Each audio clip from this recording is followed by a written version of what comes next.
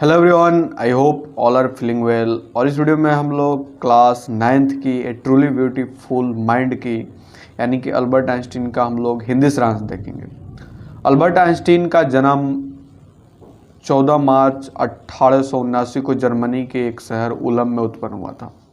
उसमें महानता के कोई लक्षण नहीं थे। उसकी माँ ने सोचा था कि वह सनकी था। असाधारण एल्बर्ट जब उसने बोलना सीखा तो वह हर एक चीज़ को दोबारा बोलता था। और दूसरों बच्चों के लिए उबाऊ था, इसलिए वो अधिकतर समय अपने आप ही खेलता था। उसे मशीनी खिलौने से प्यार था। अपनी नई जन्मी बहन माजा को देखकर उसने कहा कि उसके पहिए कहाँ। एल्बर्ट हेडमास्टर को झूठा करना।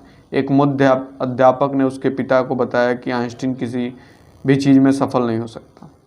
आइंस्टीन ने 6 वर्ष की आयु में खेलना आरंभ किया। बाद में वो एक प्रतिभावान वायलिन बजाने वाला बन गया। हमेशा के लिए स्कूल छोड़ना, परंतु आइंस्टीन बुरा विद्यार्थी नहीं था। उसने म्यूनिख में एक हाई स्कूल में दाखिला लिया। उसने हर एक विषय में उत्तम अंक लिए। वह अपने अध्यापक से लड़ता था। उसे अध्यापकों का संगठित अनुशासन पसंद नहीं था। उसने स्कूल को 15 वर्ष की आयु में हमेशा के लिए छोड़ दिया। स्विट्जरलैंड में शिक्षा। 1 वर्ष पहले उसकी माता मिलान चले गए थे। उन्होंने उसे रिश्तेदारों के पास छोड़ दिया।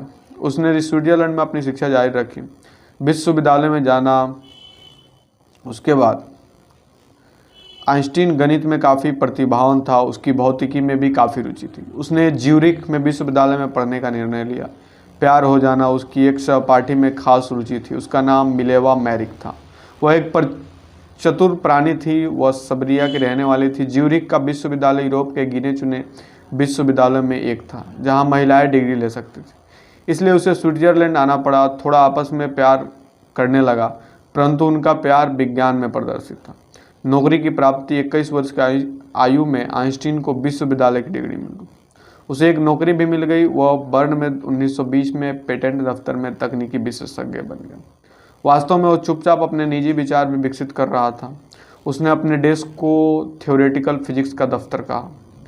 उसकी स्पेशल थ्योरी ऑफ रिलेटिविटी 1905 के प्रसिद्ध शोध पत्रों में आइंस्टीन का स्पेशल थ्योरी ऑफ रिलेटिविटी था। उसके अनुसार समय और दूरी पूर्ण नहीं है। उदाहरण के रूप में 2 पूर्ण रूप से सही घड़ियाँ एक सा समय नहीं दिखाएगी। यदि वे एक यात्रा के पश्चात इकट्ठी कर दी जाए तो इससे संसार का सबसे प्रसिद्ध फार्मूला निकला। यह आकार और ऊर्जा के बीच के संबंध को बताता है। E=mc। ई ऊर्जा के लिए, m आकार के लिए तथा c शून्य में रोशनी की गति के लिए, जो लगभग 30,000 किलोमीटर प्रति सेकंड है। मिलेवा पर आइंस्टीन की मां। आइंस्टीन भौतिकी में सबसे कठिन समस्या को हल कर रहा था। उसका निजी जीवन असफल हो रहा था। वह मिलेवा से शादी करना चाहता था, परंतु उसकी मां इसके विरुद्ध थी। वह सोचती थी कि मिलेवा उसके लिए एक बड़ी थी। वह उससे 3 वर्ष बड़ी थी। वह मिलेवा की बुद्धिमत्ता से भी परेशान थी। आइंस्टीन की शादी जोड़े के अंत में जनवरी 1903 में शादी कर ली। उनके 2 पुत्र थे, परंतु कुछ वर्ष पश्चात शादी असफल हो गई। जोड़े ने अंत में 1919 में तलाक ले लिया। आइंस्टीन ने अपनी चचेरी बहन एल्सा से उसी वर्ष विवाह कर लिया। नोबेल पुरस्कार की प्राप्ति। आइंस्टीन के नए अध्याय ने उसे विश्वव्यापी प्रसिद्धि ला दी। 1915 में उसने अपनी जनरल थ्योरी ऑफ रिलेटिविटी छापी। 1919 में सूर्य ग्रहण ने उसकी शुद्धता को प्रमाणित कर दिया। समाचार पत्रों ने उसके कार्य को वैज्ञानिक क्रांति कहा। उससे फिजिक्स में 1921 में नोबेल पुरस्कार प्राप्त। उसके पश्चात उसने सारे संसार से सम्मान और आमंत्रण पत्र मिले। आइंस्टीन को अमेरिका में बसना। जर्मनी में नाजी 1933 में सत्ता में आए। आइंस्टीन अमेरिका चला गया। 5 वर्ष पश्चात बर्लिन में नाजियों द्वारा नाभिकीय विखंडन की खोज हुई। इसने अमेरिका भौतिक विशेषज्ञों को विचलित कर दिया। उन्होंने भय था कि नाजी एक एटम बम बनाएंगे और इसका प्रयोग करेंगे। आइंस्टीन को अमेरिकी राष्ट्रपति के नाम एक पत्र। आइंस्टीन ने अमेरिकी राष्ट्रपति फ्रैंकलिन डी रूजवेल्ट को 2 अगस्त 1939 को एक पत्र लिखा। इसमें उसने चेतावनी दी कि इस प्रकार का एक अकेला बम सारे भाग को नष्ट कर सकता है। इसका परिणाम मिलेगा। अमेरिकियों ने चुपचाप एक एटम बम बना लिया। उन्होंने इसे अगस्त 1945 में हिरोशिमा और नागासाकी पर गिराया। आइंस्टीन का शांति और प्रजातंत्र के लिए काम करना। आइंस्टीन विनाश की सीमा से काफ़ी विचलित हुआ।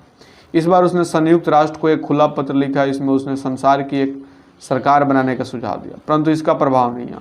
अगले दशक में आइंस्टीन राजनीति में प्रविष्ट हो गया। वह अशस्त्र के एकीकरण को समाप्त करना चाहता था।